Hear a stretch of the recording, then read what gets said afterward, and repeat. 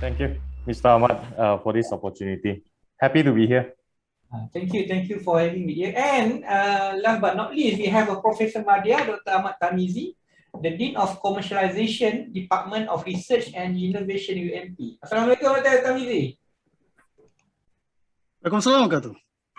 Okay, so we have three. Unfortunately, we supposed to have another speaker, but regret that he have some emergency, and so she can't able make it tonight. So anyway, so we'll continue to this event, to this webinar. Before we start, I have a few housekeeping items. Everyone is on mute. If you have any question for our speaker, please feel free to enter them into the chat box.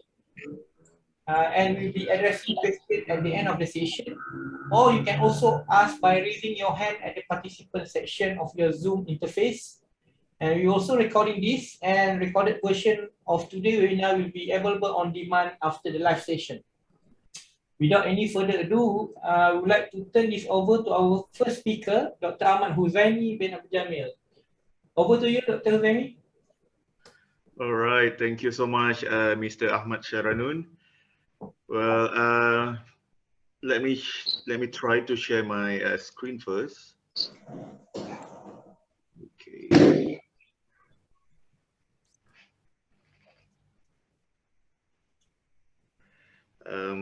Can you see the slide or the, Yeah, you need to go to the window and go to presentation. Presentation. You have you can view and present it. Otherwise, okay. I think because I'm sharing it in a PDF form, Mr. Charanun. Okay. Oh, okay. All right. I think I can start by now. All right. First of all, Assalamualaikum and a very good evening, everyone. I am truly humbled and honored to be invited as one of the speakers especially for today's session entitled "Fear of Technological Change: The Final Battle." Now, before that, I would like to share with you what exactly the definition, or perhaps the meaning behind the fear of technological change.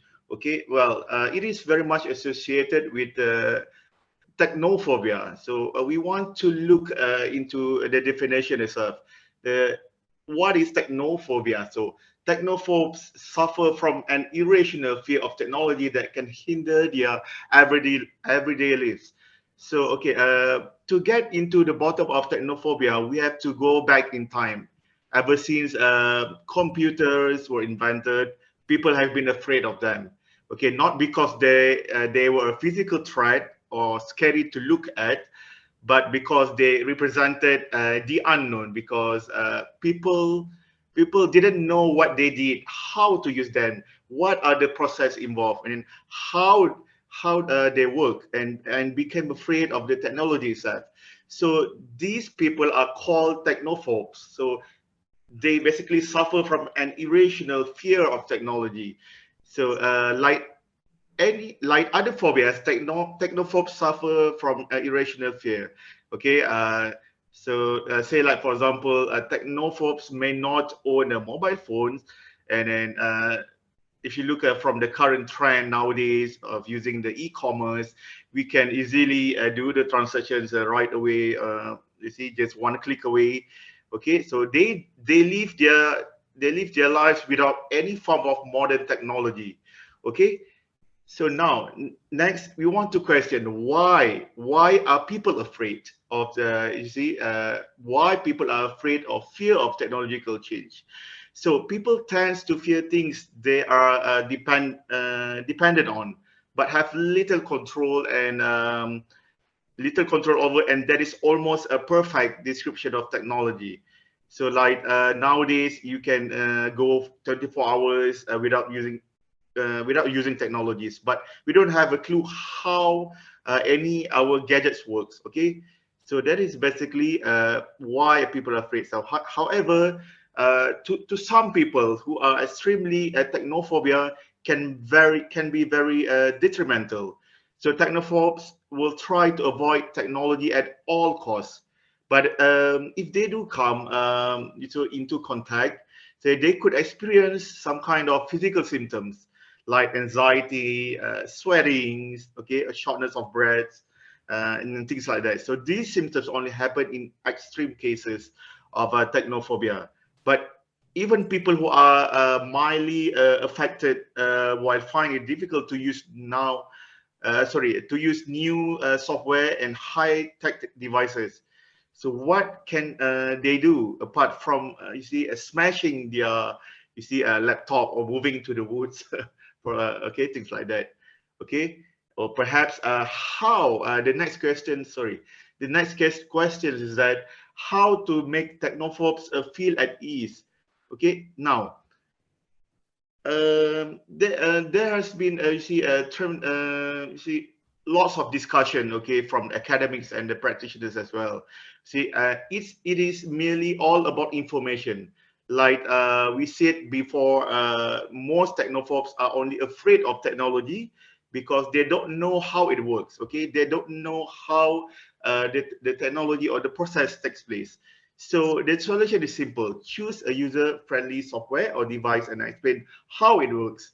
So the underlying issues is that they need to understand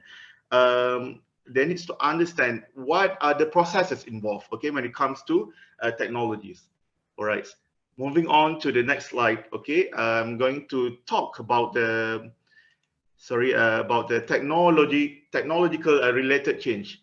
Okay, now construction projects, okay, specifically in the construction industry, have become more and more complex, okay, requiring many project players and experts' knowledge in various areas. So consequently, more stakeholders are involved in projects today.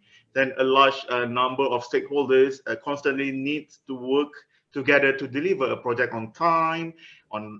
They need to ensure that they are really on budget and to a level of functionality that meets client and end user expectations, as well as the facility management stakeholders, okay, the end users. So however, construction industry nowadays has often been criticized for being highly fragmented with a propensity towards adversarial relationships. Okay, as you can see currently nowadays, there are various kind of technological or sophisticated technologies such as building information modeling, industrialized building system, and a lot more. So however, it has been argued, it has been argued that the fragmented and adversarial nature of the industry, coupled with the lack of reliable and high quality information, are the main reasons for projects often failing to meet client expectations, okay, by continuously exceeding budget, costs, increasing time, and providing how quality works. Okay, so those are among the factors. Okay, all right. Now, next, I'm going to talk or discuss a little bit more into the technological related challenges from these four aspects. Okay, as you can see from the slides, there are four challenges I would like to discuss in this slide. Okay, the first one is that the data security. Now, about the data security. All right, project data safety and security aspects have improved, okay, with the use of a digital platform for transferring data and communications among project stakeholders. All right, so certain software programs based on cloud employed to manage projects have made the dissemination of projects data through digital medium, I would say, much easier. So one of the best example is building information modeling. So these software programs save project data in central database using the host or remove system. so which is managed by a third party. All right. So moreover, since transferring confidential, a project data and apply external control and storage systems are easy, some issues have been put forward. Okay, and it has been debated by most industrial experts and practitioners, such as unsanctioned data access, missing or corrupted data, okay, and then the protecting the information, okay, such as the building information model and data from getting lost or corrupted or manipulated using, suitable tools to share data, and besides controlling access is important, okay. So that is basically from the aspects of data security. Now, moving on to the next point is that access and sharing. So the need to protect, to echo, the explanation of data security, the need to protect confidential data from those unauthorized to access, it has been discussed, okay, by most experts in the construction industry. As such, those accessing the data must be identified. So to protect data with secrets to safeguard data integrity. All right. So in addition, the fragmented process has prevented the smooth flow of high quality information within the supply chain. So as a result, you can see information is often found to be missing or perhaps misinterpreted or repeated, generating waste in the form of frequent work. So perhaps some of the stakeholders required to do reworks, for example. So for instance, project stakeholders may not have access, to information that others have created, or they may not work to the latest version of the design projects. So so high level of design negligence, such as errors, conflicts, and incoherence between drawings, specification, model specification, and another contract documentation are often, created. Okay, one of the best, I would like to quote one of these, one of the case studies. Okay, I think around 2004, yes, around 2004, the National Institute of Standards and Technology performed a cost analysis on the capitals, the capital facilities industry in the USA, and found that over 15.8 billion of construction capital is wasted annually due to the poor information flow and lack of consistency of project data. So that is merely from the context of access and sharing. Next will be ICT protocols, processes, and responsibilities. So now what are we going to look into this aspect is that,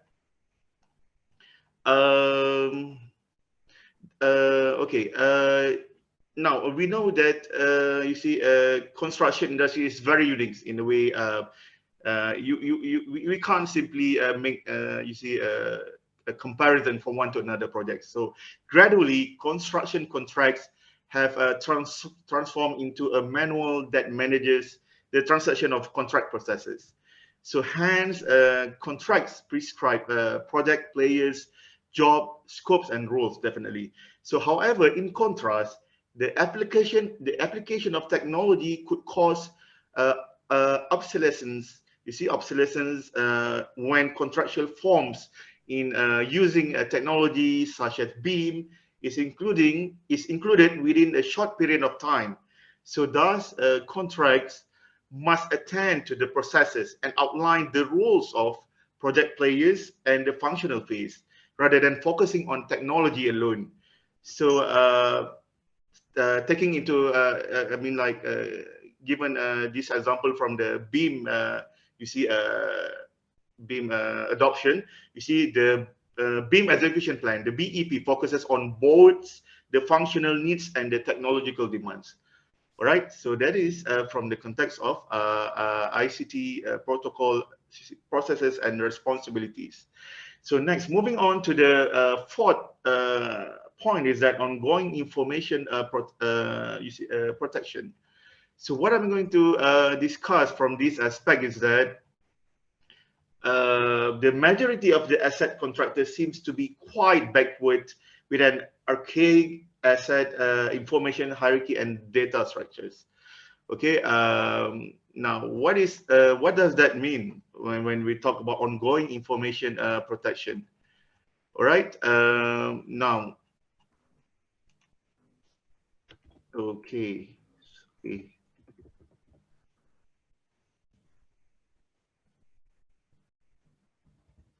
Sorry, I've got.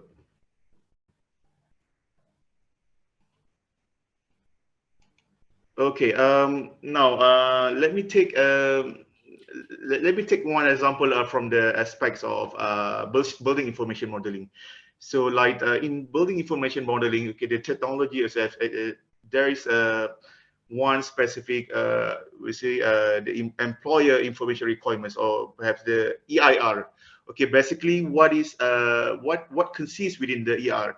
So, the EIR outlines the information that the client or contractors requires within the B model in order to manage their model information after handover, and it should be used to inform the development of a client. Okay, okay. But however, today the majority of the facility contractors, or perhaps I would say the facility management stakeholders, seems to be quite backward in an archaic asset information, you see, hierarchy and data structures. So therefore, it is very crucial and important for the BIM manager, or also the project manager, and then they need to educate the clients or the asset owners and lead them during the digital transformation, understanding that their needs to be able to deliver a solution, okay, suitable for the ongoing protection of information management. Okay, so that can be a particularly reasonable in a small or perhaps the complex projects where the cost for an external advisor may not be justifiable. However, this approach could be risky, you see, for both the proponent and clients. All right, you see, when it involves an inexperienced clients, you see, for the proponents, they will bid without knowing exactly what is required from them in terms of the model, in terms of the information deliverables. So for the clients, it will preclude them from selecting the team based on their capability to respond to the employer information requirements. I think that is all from my end. Perhaps now I would like to pass the platform to Mr. Ahmad Sharanun. Yeah, thank you, Dr. Yep. Thank you, Dr. Zaimi, for your sharing. Yes, there is a 4 element that is important for us to acknowledge it in order for us towards to the, what we call it, fear, so in order for us to reduce the fear of the technology change. Okay, let's continue with Dr. Lee Chia Kwang, atau they call it CK Lee, Dr. CK Lee. Okay, over to you, Dr. Thank you, Mr. Ahmad Sharanun, and thank you so much, Dr. Huzami, for your sharing. Allow me to share my screen. Okay. Dr. Huzami, probably you can stop sharing your screen. Okay, that's great.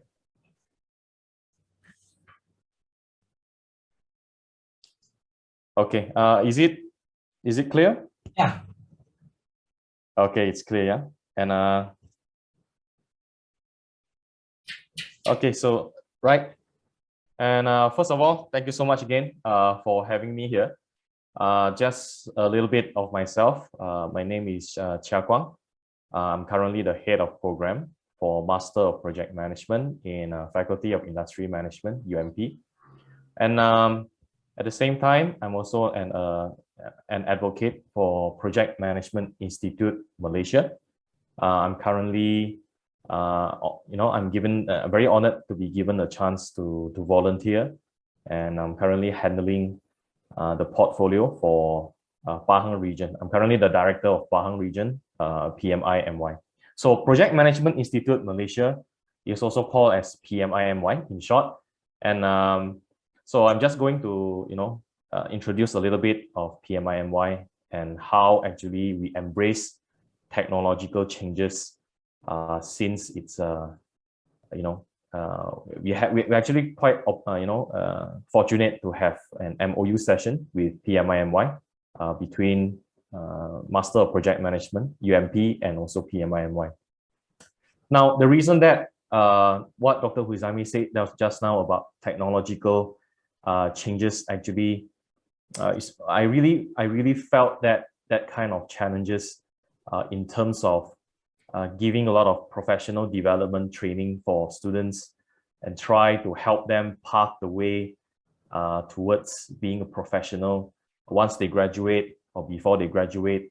And technological challenges is really a big challenge that, besides the corporate professional need to face, the academia itself also need to face. And this topic has been quite very very hot, very is very eye-catching when it comes to technological changes and so on. So sometimes it's not about how good the technology is. Sometimes it actually goes back to the root of mindset. So no matter how good a technology is, if the mindset do not want to embrace that kind of technological changes, so it will still rather be not really useful. So the most fundamental thing to tackle this thing is the mindset itself.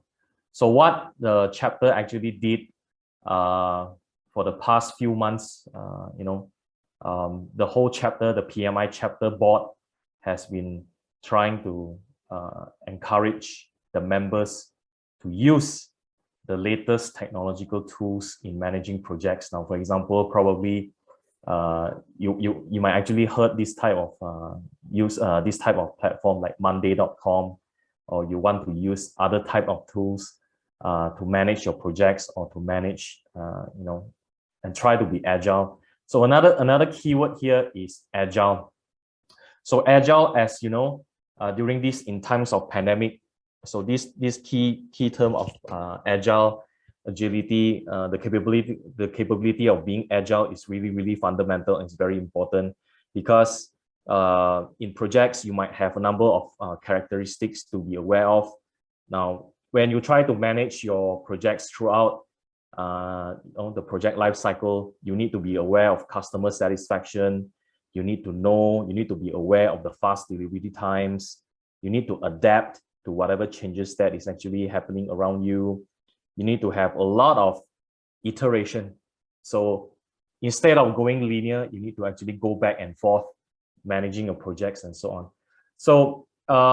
So being one of the chapter advocates, and also being the head of directing the program in the university, we try to teach the students or the practitioners, because most of our students are practitioners.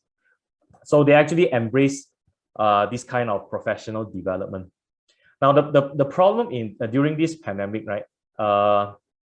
So, for example, we have candidates that would like to go for certifications. If you might actually aware, we have a lot of certifications under PMI. For example, the PMP, the famous PMP, or known as the Project Management Professional, is one of it. The next most famous certification is CAPM. It's very suitable for undergrad students and also for postgrad students as well. Now, the problem is, during this pandemic, they cannot go to the center. They cannot go to the center and take the exam. So what they actually need to rely on for CAPM holders, they need to take the exam at home. So they need to actually embrace the training. They need to actually attend the training through online.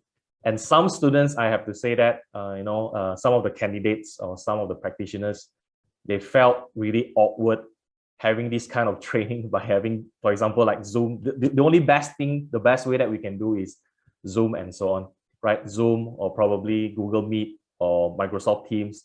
So this kind of technological adaptation to their training is a little bit awkward for those practitioners and also for students.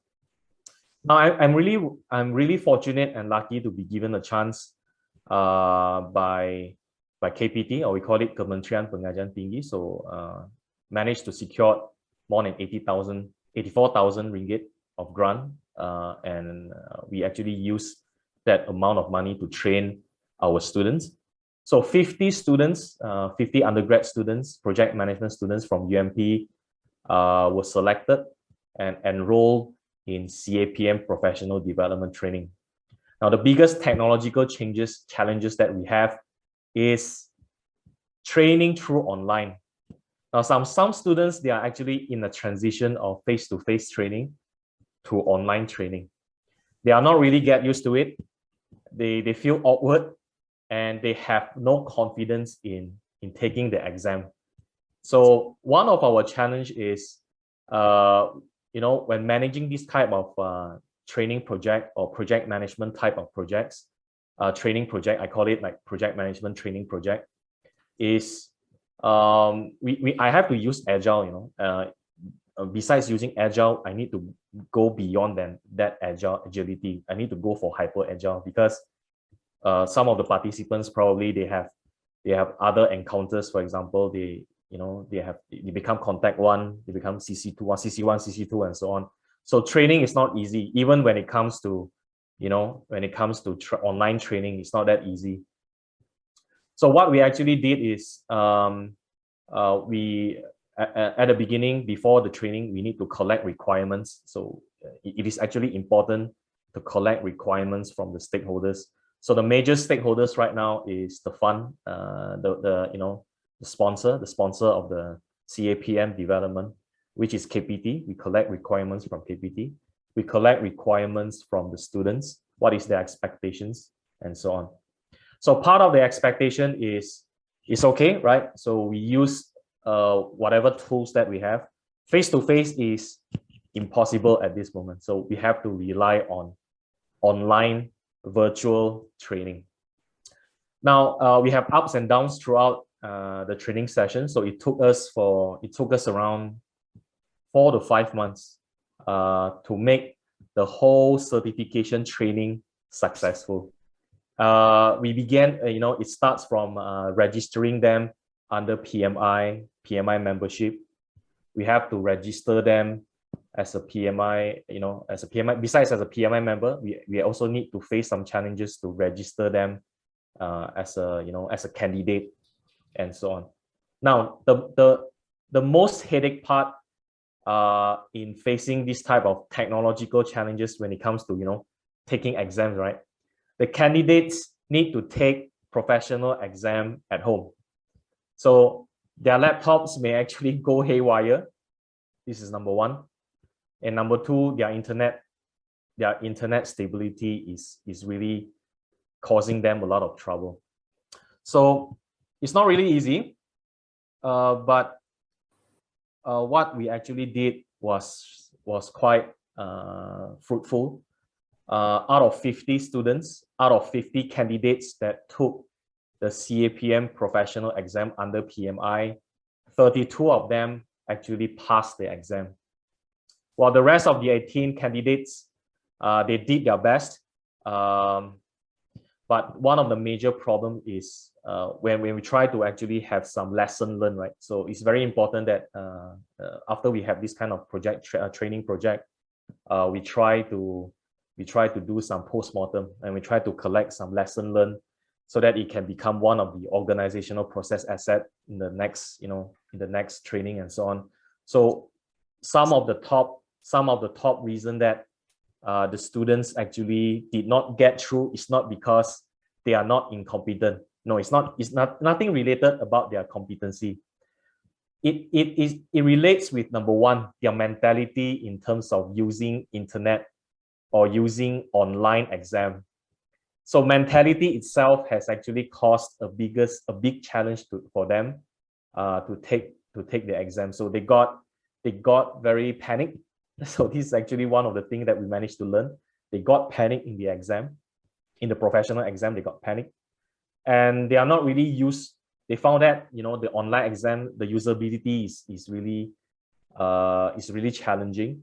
But of course, if they go to center, it'll be much easier. But the thing is, they need to embrace that kind of that kind of sudden attack, sudden internet disconnect and so on. So there's a lot of things that go along the way. Internet haywire mentality. But I can see that I would consider the training as very successful for our first try. So 50 candidates actually took this professional exam, and we actually challenged the contemporary exam method by having online back home, and the results are amazing. So I'm really happy that 32 of them actually passed the exam, and we are really fortunate. So coming soon, we are having more and more students joining in the professional development in University Malaysia Pahang. So we have and very honored to have KPT sponsor. So coming soon, we have PIMBOK 2.0, and we also have some corporate corporate institution to actually support or sponsor part of the training. For example, UMPA Advanced Education actually play a major role. So on top of these 50 students, we are looking forward to another 20 by next year, and another 20 also by next year. So range around 40 students. So this year, on top of 50, we also train another 10 students. So by 2021, we already trained 60 students. And one of the major role is to get them certified before they graduate. But if they graduate, it's fine.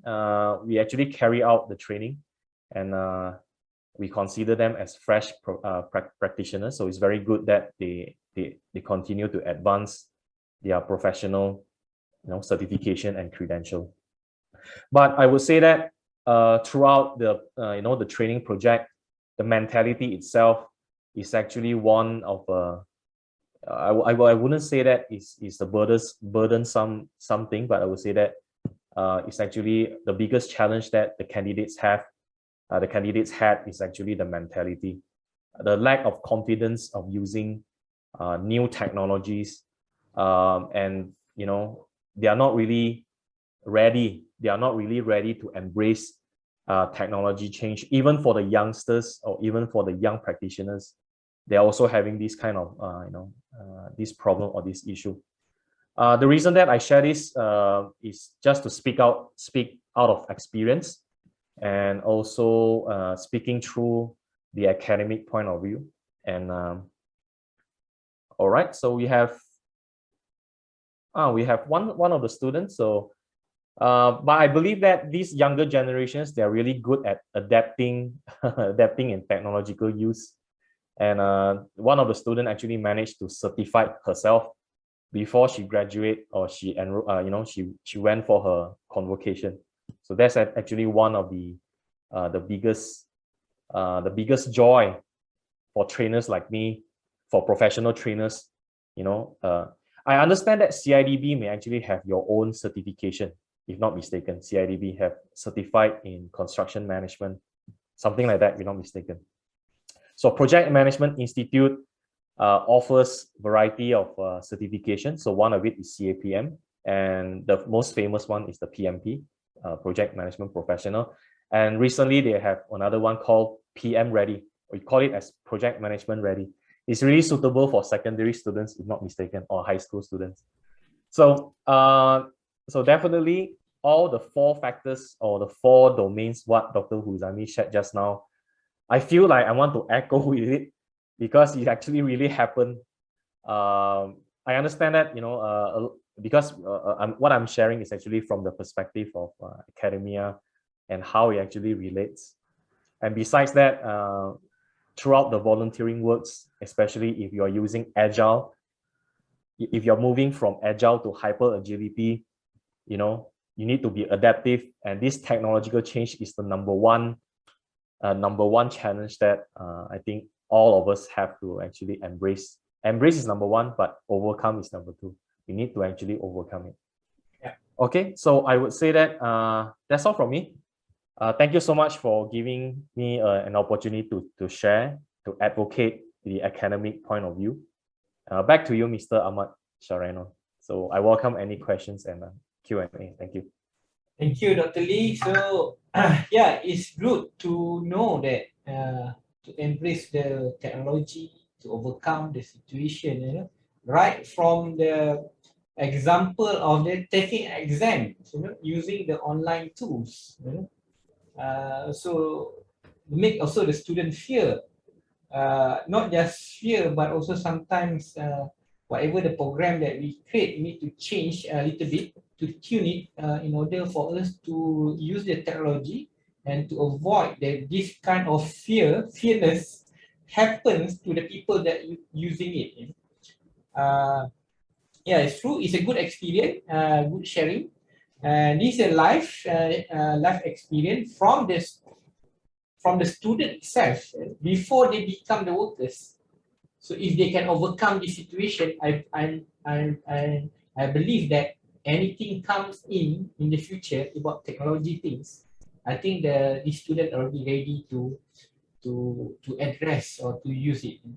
Okay, now I would like to invite our third speaker, Professor Madya Dr. Ahmad Tamizi. I think Dr. Ahmad Tamizi.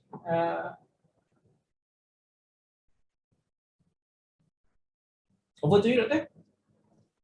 Okay, thanks, Mr. Sharnon. So it's glad to be here. Supposed to be the last session for talk for 2021, and also the last presenter.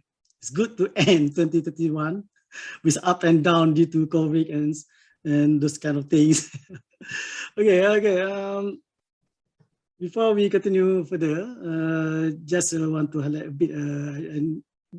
As far as BIM for FM is concerned, there's only they already released syllabus certification, competency certification by CIDB, in which the developer of the module is Mr. Sharinon himself.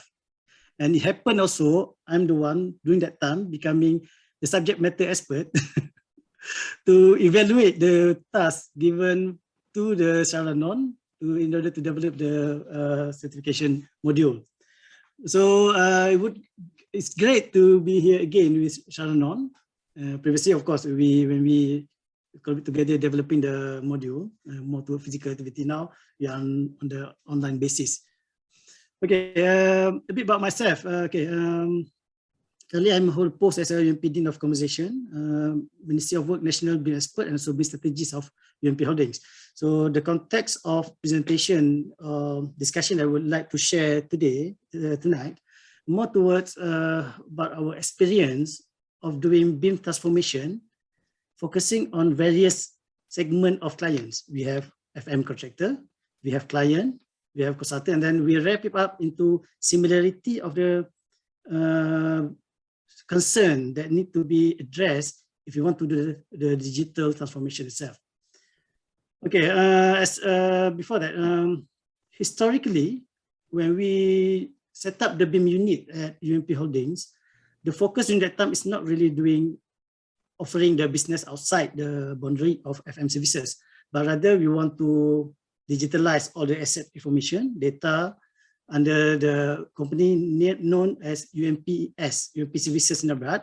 It's a subsidiary of UMP Holdings. So our focus business in that time is, until now, is FM for Gambang campus and also Pekan campus. However, along the way, when we started to develop the team, the outside job keep on coming in. So now we keep on providing the service outside, and we haven't yet complete the digital transformation of our company. The scenario right now. Of course, we did certain partial BIM digital asset transformation. Previously, I already shared with Mr. Sharanon in the last year event, how we transform the digital asset and also how we transform the digital methodology. However, because of the job keep on coming in for BIM, I mean especially prior to COVID scenario. So we're focusing much on these 4 areas, training and education, because when it comes to the fear, the first thing that you need to tackle is the manpower or human factor. Because the fear doesn't come from the company, doesn't come from the process, doesn't come from the technology, it comes from the people itself. That's why on our side, we're focusing on the training education, organizational transformation, project and consultancy, and also research and development. So while doing this thing along the way, we managed to, this is some of the clients that we previously served. So right now, major of the clients already completed the job. And then bringing to the our winning of the best BIM project for design and build under JKR, the first place in 2021. I mean the award was given to 1 month back during the JKR BIM Day. Yes.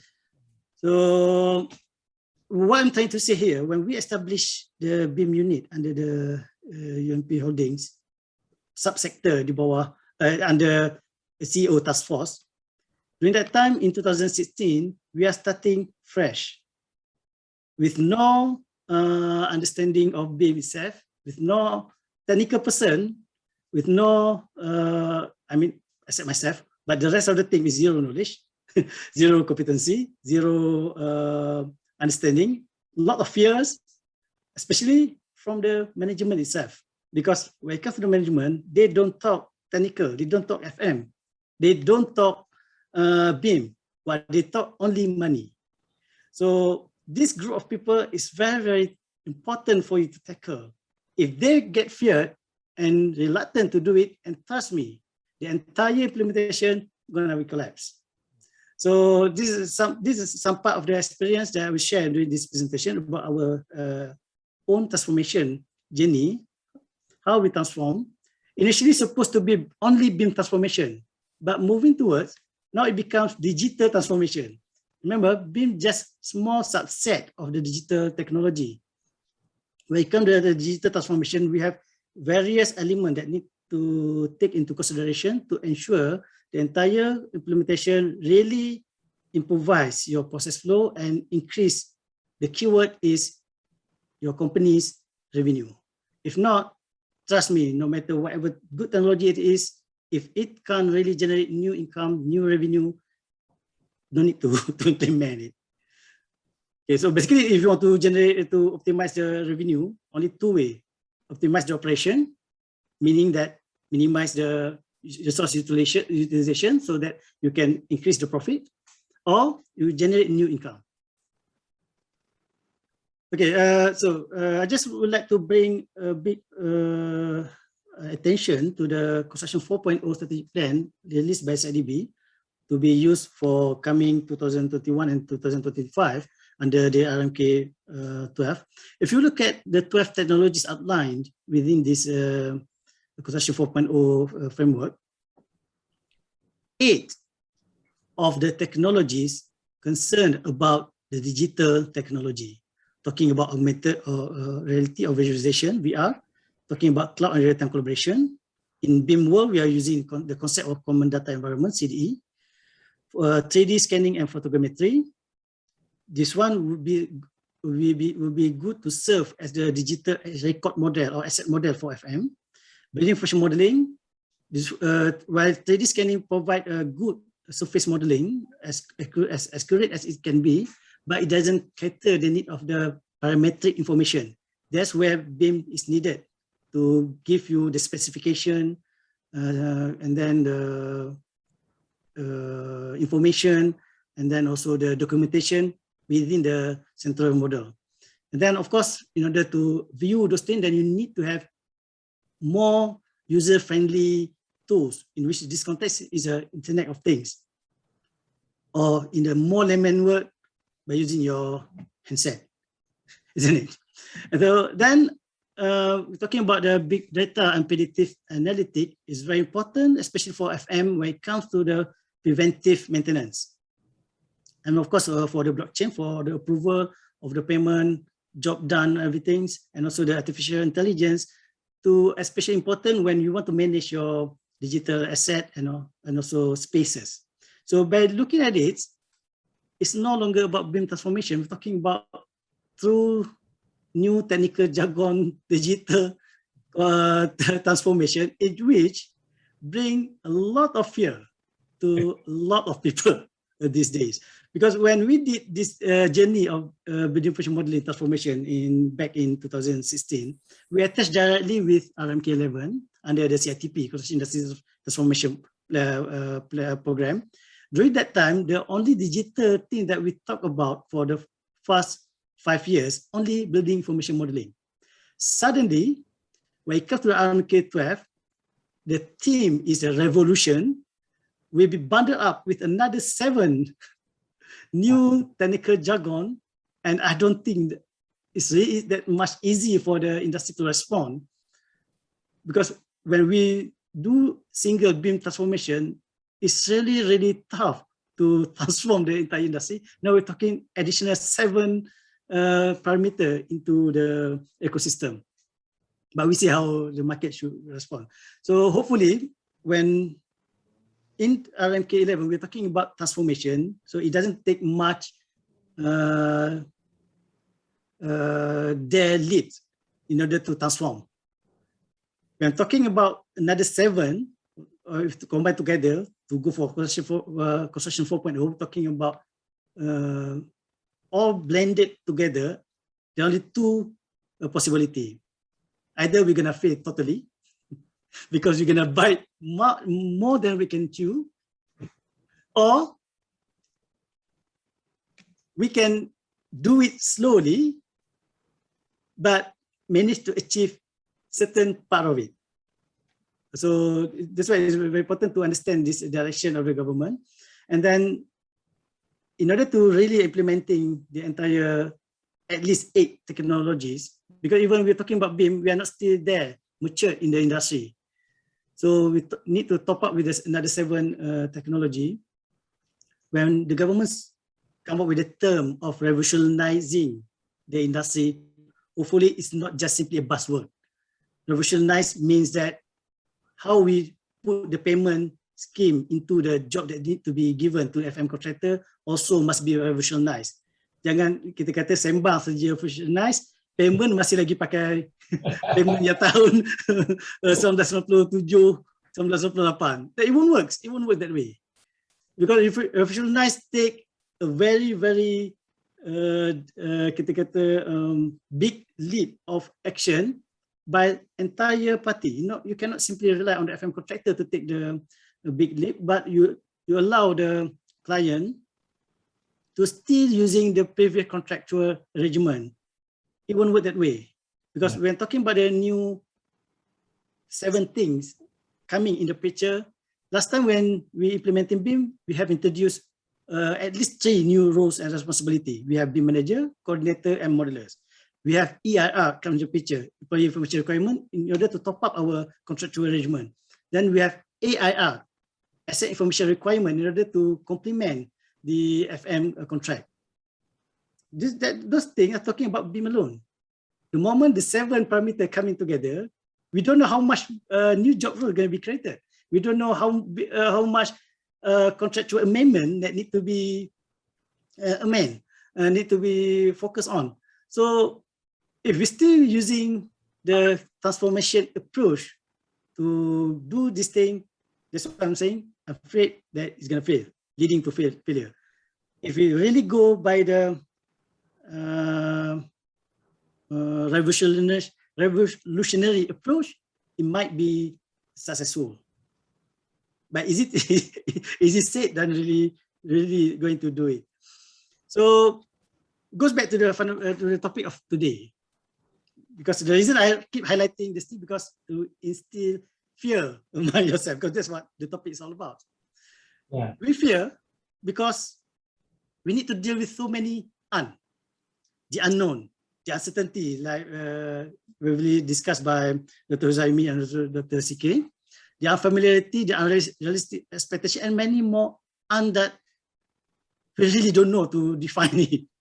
So we need to do this really so many parameters of Okay.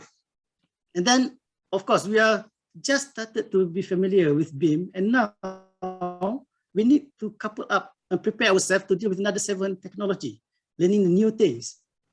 And then also we need to carry new roles and responsibility. And those things, the most things that we fear the most is the consequences of failure. So it really depends on the company itself, whether they want to go with the market trend or they want to stick to their association. Together, we bring it slowly and steadily, rather than simply jumping directly to do the unthing. Okay. So that's all. We need to have a proper strategy in order to minimize this fear. So to minimize the fear, based on our experience doing the digital transformation for various client segment. So of course, it's quite long strategy that we need to discuss, but I think just highlight the 7 critical ones step by step. First is that we need to understand the challenges from others. We cannot simply go and explore the challenges ourselves. It's really, really risky. We need to understand the challenges from others first, prepare all the contingency plan if that thing might happen. And then we need to develop a comprehensive strategy to gain collaborative support from the top to operation. It cannot be operation alone. It cannot be media management alone. It must be all together, coming from the people who give you money, which is the board director of the company, down to the management of the company and down to the operation of the company. And then when we say the collaborative support, it's not simply by keep saying, okay, keep on doing moral support. We cannot have simply a moral support. We also need to have financial support. We also need to have incentive support. Okay, and then we also need to understand the requirement and capability gaps so that we can prioritize our effort in which segment that need to focus on first before we jump to the next activity, before moving to the next activity. And then, of course, we need to do it step by step transformation gradually. Like I said just now, it's better moving step by step rather than taking the big leap, but you don't really know how to handle all the uncertainties. And then, of course, we need to have monitoring, tracking, and continuous quality improvement. So this, if you look at the challenges normally picked up by our client, so when it comes to coming from the business point of view, normally coming from the people with the background of finance, accounting, and so board director of the company, our challenges right now is our market is very small with numerous players, but we need to compete.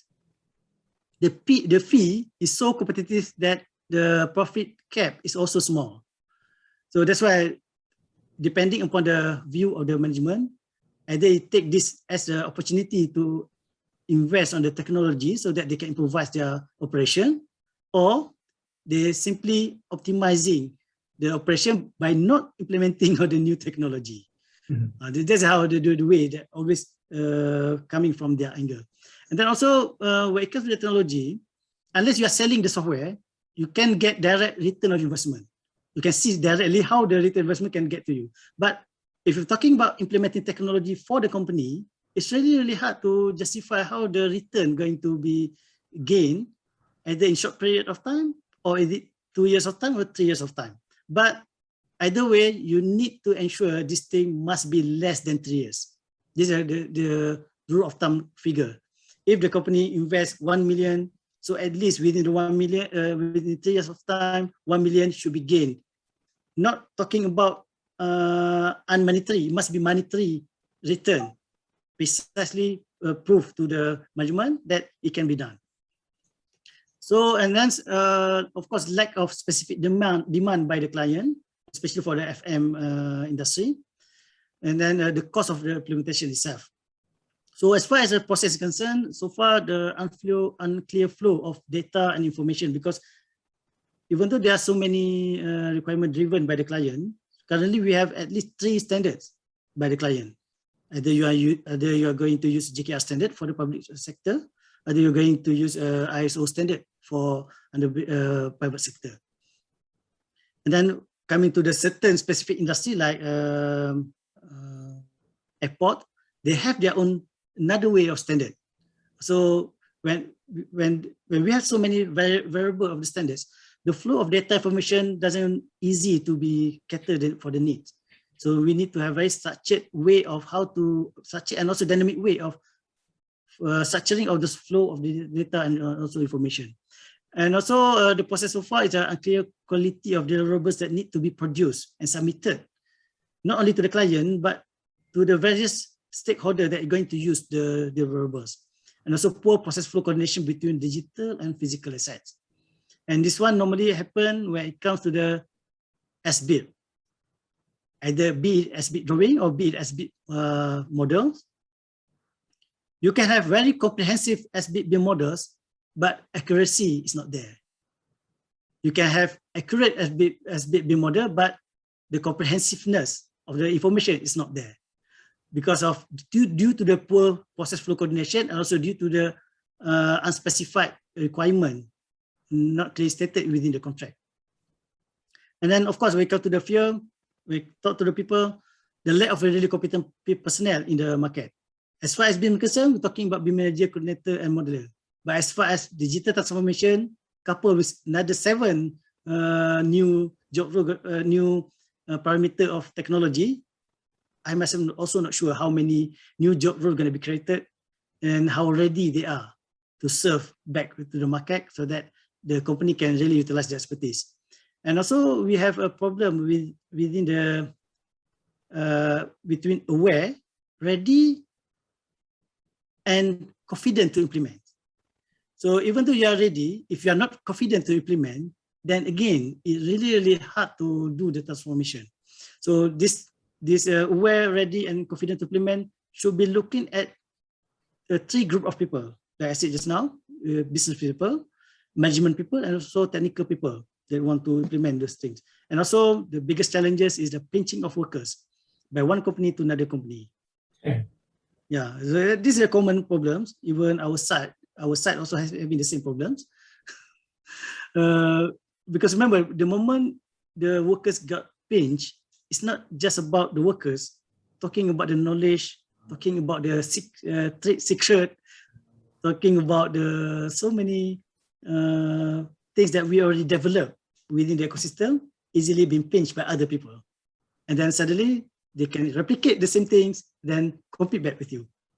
This is the biggest fear that be highlighted by most of the company, that if they want to invest in money, even though they control it with certain scholarship, 2 years or 3 years contract, but after the contract finished, definitely the workers will jump to another company.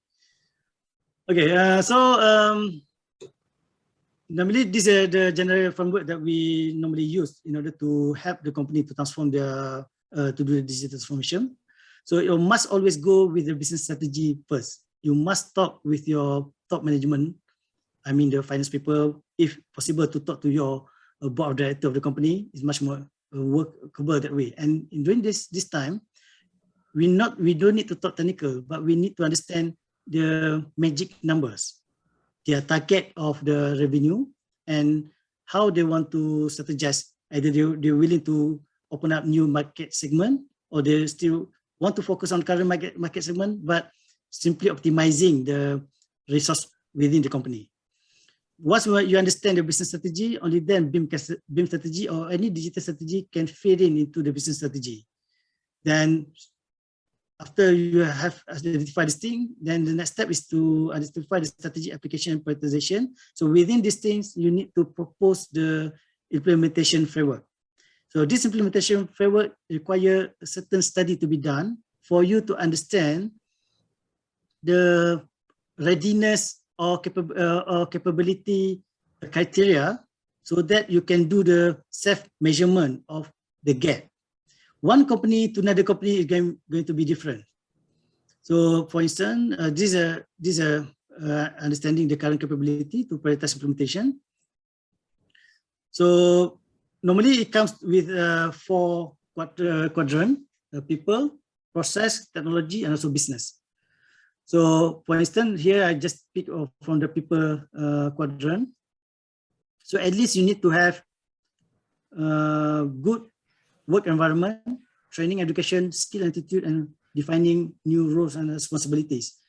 So if you not be able to do this thing, then you must do this thing first. Once you have set this thing as the targeted that thing that you want to be delivered, only then you can match within your target or with current state of your company. So the biggest the gap means priority that need to be addressed. And later on, because quite a lot of cases that I saw, when they want to do the implementation, the first thing they do is buy the software. The moment you buy the software without the capability of the people to use the software, you will lose at least 6 months of the software.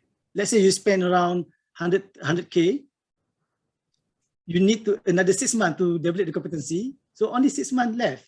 Remember, this day the software is no longer beli sekali boleh guna sampai bila. It is renewable basis, yearly renewable basis. So that's why it must more appropriate to send people for training first as part of the strategy. Once they have reached certain level of capability, readiness, to make sure they are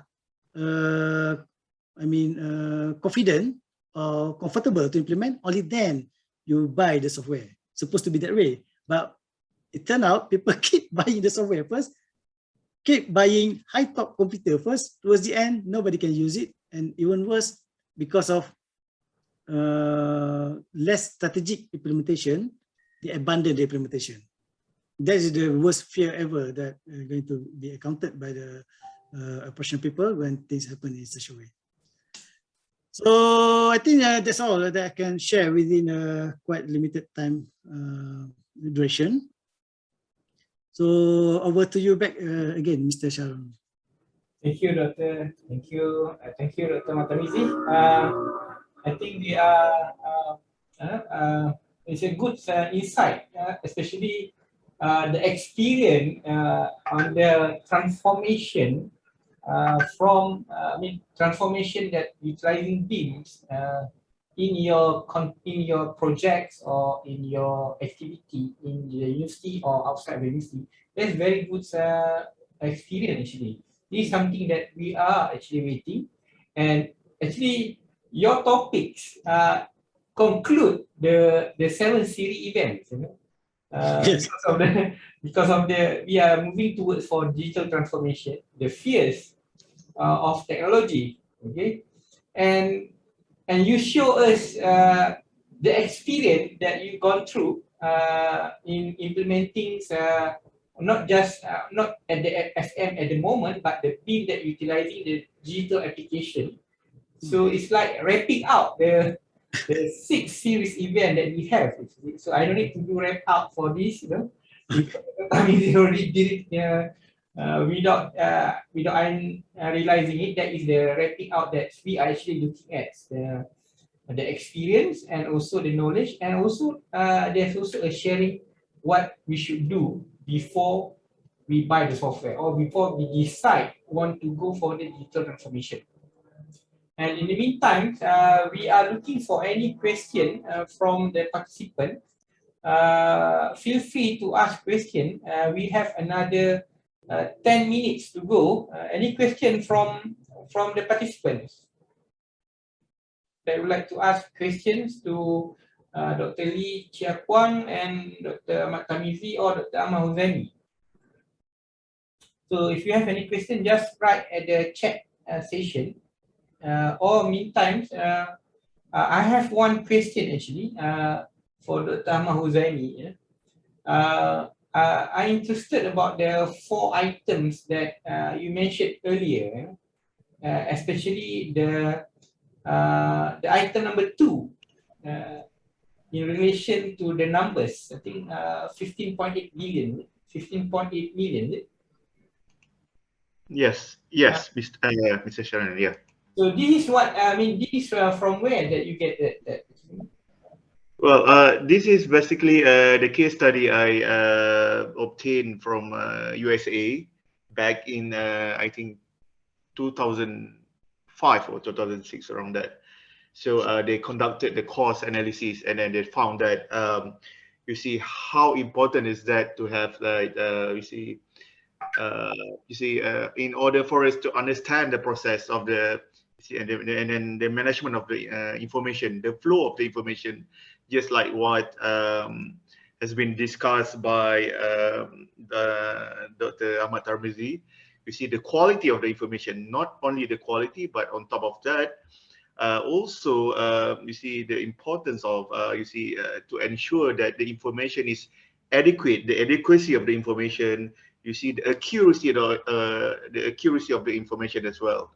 So then it leads to the quality of the information as well. Yeah. Yeah, I think this is what we've been through, and then sometimes we implement a system in hurry. So, I mean, not in properly order, like what Dr. Tamizi mentioned, the standards. You know? So at the end of the day, we are going to lose a lot of money. But of course, in Malaysia, we didn't even count it yet. You know, but if we count it yet, I think we might reaching the same figure like what happening in the state. You know? Yeah. If I may add a bit, Mr. Sharano. Okay, theoretically, or based on a study made by so many people outside Malaysia, I mean the UK, US, they're pretty much really concerned about the data security, then data breach and so on and so forth. Based on our experience in Malaysia, when we do data transformation, nobody pay much attention to that, to be honest, except the ICT guy. As far as the operation people, it always like this. If you really enjoy the transformation journey, even though the policy stated you cannot really put the data on the cloud, public cloud, you're still using it. Kita kata sorok lah, because they still enjoy it because they know this thing really can help them to optimize the way they communicate and everything and so forth. So in the other words, if you really love it, you can buat apa saja in order to make sure this thing realized. But if you really don't like it, then you can come up with so many excuses and so on and so forth. So one of the indicators to ensure the transformation is successful is that look back within the 3 months of implementation. If you think it is tough, then must be something wrong with the strategy. It should be within the 3 months time you enjoy the transformation, then the transformation should really improve your daily routine tasks. If not, that means there must be wrong somewhere, because technology come into the society. It's not for the purpose of making things complicated, not for the purpose of making life hurdles to life. For instance, why handset becoming so powerful as a disruptive technology? Because it's so much easy to use. Yeah, definitely. We enjoy when we got a new gadget. You know? If you're not enjoying, so yes. something wrong with the gadget. Also, in our daily life, we enjoy using our phone. We enjoy watching a movie on Netflix and so on and so forth. But suddenly, when it comes to the work, we really fear, we really hate of technology. So must be something wrong. I don't think about the technology, but rather how we approach the strategy or implementation towards utilization of the technology. Yeah, I agree with you, Doc. Because of none of us that we've been, if we've been given the opportunity to receive a new iPhone, and we are not enjoying the situation. But when we receive a new software, so something wrong that they are not enjoying. You receive a new software that is very powerful, like receiving the new iPhone 13, that very powerful. Okay, so we have another question. I think for Dr. Matamizi. When you implement the journey of your digital transformation, how you handle the quality of the improvement process when you did that? Okay. I didn't show here in the slide. Okay. The biggest mistake then when people do the digital transformation, they don't really have storyline of how they want to improvise the process flow. So if you don't really have that I think maybe I can share a bit about the thing that I mentioned, because it's kind of hard to explain these things without the slide. Go ahead. Okay.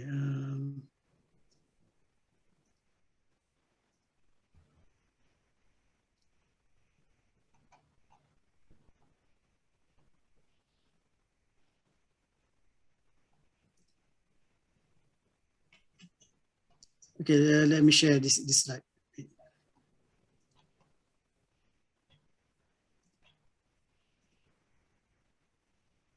You guys see it? Yeah. Okay, like I said just now, the purpose of implementing new technology is meant to make people's life easier. Mhm. If it is meant otherwise, then no point of implementing new technology, especially if you want to use technology for the purpose of showcase. Yes, you can showcase, you can come up with a video, everything, but towards the end, all of the operational people, we keep on menyampah lah, juga maki lah, because it doesn't improve anything. People still lagi pakai cara manual. You key in all the data. Towards the end, you need to print out, sign manual, dan hantar balik manual. That's not the supposed to be digital transformation works. This is the thing that most of the transformation journey fail to address these needs. So first of all, in terms of process flow, you need to understand this, talking about the talking about the swim lane for the process. First, you need to mapping out the entire process flow of without new technology first, understanding the current state. Once you want to instill the new technology, then you need to fit into the current process flow, then identify in which affected department going to be jeopardized. And later on, you need to understand which input should be coming into the process and which output need to be processed. Some input only need to be punched into one process, but later on can appear maybe at the hujung process. Yeah. For instance, I'll give you some example. The thing that people hate the most is updating your CV. Yeah. Every time when you want to enter the tender, every time you manually collect the CV from each of your people, hantar balik, kemudian masuk balik. By right, it shouldn't be that way. By right, in your HR department, you can already key in your CV, keep updated the CV, and then by the time you want to do tender, you can retrieve directly the input from where the HR department process flow should be triggered direct to the procurement process flow. Yeah. But since we're talking about digital transformation without understanding or mapping out the process flow, integrated process flow, and infusing technology within that process flow. So what we did so far, most of the company did, is basically implementing technology, implementing software, rather than improvising the process flow, rather than improvising the data, rather than improvising the information. Yeah. This is the biggest challenge. So I would suggest to any of people here, if you want to really do the transformation within your company, make sure you understand the storyline of your company first. If it is not integrated, you need to propose how to integrate one department to another, because sometimes one information feed into one department can be used for another department. The best system, talking about one-time information punch in. It shouldn't be banyak kali ulang proses yang sama. Okay. So once you identify first, develop the integrated process, and then instill in the technology you want to introduce within the process. So if you look at the red color box here, this is the process that require BIM or new technology to be filled in. So by understanding this thing, then you will communicate. If you are at the process of, let's say here, in this example, documentation, you need to have here is need of statement and client brief. So what you need to produce here is a outline BIM execution plan. So you know already within this process, these two is important input, and the output is BEP. So basically later on this thing will be converted into individual SOP for each department. But again, rarely I saw when people want to do transformation, they come up with this storyline, and this basically hinder them from really grab the full value of the BIM technology or any digital technology. I seconded you. This is something that also I emphasize on my team when we are doing especially when people are requesting us to convert their processes to digitals. Yes. So normally we emphasize that we want to know what is your process flow, the whole process flow that they have in FM in order for us to convert it to digitals. Failure Yes. to give us this information is failure for us to map the processes that in their department in order for us to bring the application to their organization. Yes. Yeah, I think I agree with you. Okay, I have one last question for Dr. Lee. Okay. Dr. Lee, it's about the project management. Do you have any programs in terms of, especially a digital transformation in how this project management can help the industry in order for us to transform the industry to digital? Thanks, Mr. Ahmad, for the question. So far, what we actually do now, because we only focus on students, it can be practitioners development in project management credential. So I heard that if let's say you want to go for IT sector, that certification, not mistaken, is it called CompTIA? Not mistaken, right? So that is actually one certification you can go.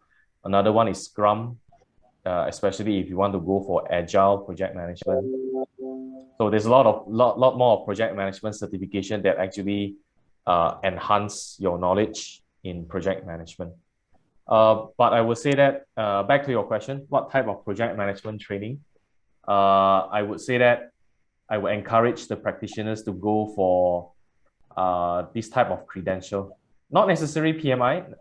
You don't confine yourself to PMI only. There's a lot more. It depends on your appetite and your suitability. Yeah. I think because this is important is also the UMP, especially on the school, because everybody are going towards to digital transformation. So the project manager especially, the project manager need to understand about what is digital transformation. So because otherwise they are going to manage this project like BIM. Many projects now is in relation to the digital. So it's good that if we have some sort of like modules in relation to this digital transformation, because yeah, I mean we are in the IF 4.0, so maybe UMP can take the leads on this, Especially in data analytics, there's also another module that actually gives some early platform for the practitioners to go for. But even the module itself is really intense. Data analytics, business analytics, and many more. So I think digital disruptions and so on. What we actually concern more, we have several modules like, for example, like a project management information system is actually teaching people how to use these tools to manage their projects and so on. We call it as PMIS. PMIS. I think Dr. Huzaimi over there, you also have this experience in this topic before. We actually have we emphasize a lot as our core module, PMIS. And as our elective, we also have several core modules, subsidiary modules or elective, like business analytics in project, or we call it business analysis in project or data analysis. So that will actually give some enhancement for the practitioners in terms of digital transformation, digital disruption, and manage. But again, I do echo with what Dr. Ahmad Tamizi, Associate Professor Dr. Ahmad Tamizi said just now, in terms of, you can keep on having a lot of tools, new tools coming in and coming, but people just adapt, just use it without even knowing how to use it or what's the purpose of it. The mentality actually really comes first. Yeah, back to you. Thank you. I think Dr. Lee already answered the Jack Chan question, and based on digitalization revolution trending, is it recommending to apply available platform in the market or develop own platform? So actually the recommendation is not there, but actually is need to prepare first before we decide what you want to go. You know? So that's what I think this is what the webinar is all about. You know, we are not recommending, but we actually want to make people aware what they need to do before they decide, especially when this digital transformation era.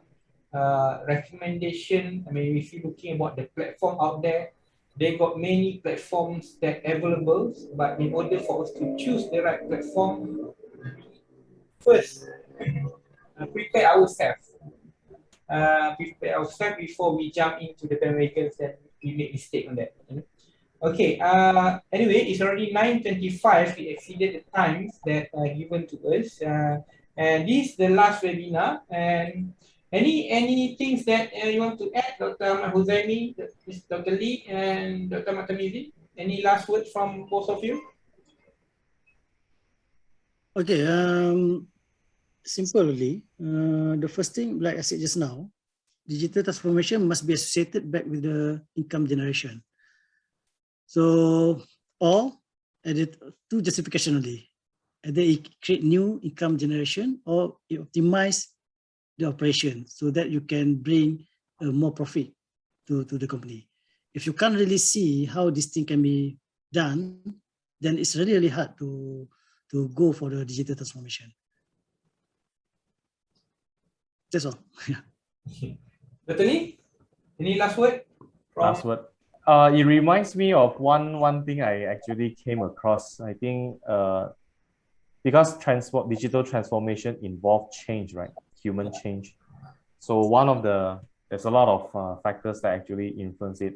I would say that the ease of use, the usefulness itself, and many factors that actually influence a person, the attitude of a person, and that will actually lead to behavioral change. But it's not easy. It's not a one-day effort. It requires many more effort in terms of shifting one person's behavior to use technology. It comes with norms, it comes with pressure, it comes with initiatives from even the institute's pressure, or the institutional pressure actually really helps in shifting the change of behavior. Yep, I think that's all from me. Thank you. Dr. Zaini? All right. Just to conclude a little bit and to tie it back with our topic today, the fear of technological change, and then just like what our previous speakers did mention about, you see, it should start. I mean, like from the people, the stakeholders. You see, the attitudes. Okay, how do they perceive towards the technology? Okay, just like what I explained earlier on about why are people afraid of technology. You see. Now I would say each project stakeholders, or perhaps the project players, okay, must be technology capable, or perhaps if they're using Beam, okay, they should be Beam capable. So the Beam use should be started from the early conceptual design phase. Say we started using when we started using Beam at the later phase, or perhaps at at the construction phase, or maybe if you heard about the terms pseudo Beam, okay, you see from the drawings, from the 2D drawings, and then it's translated into 3D. So the process,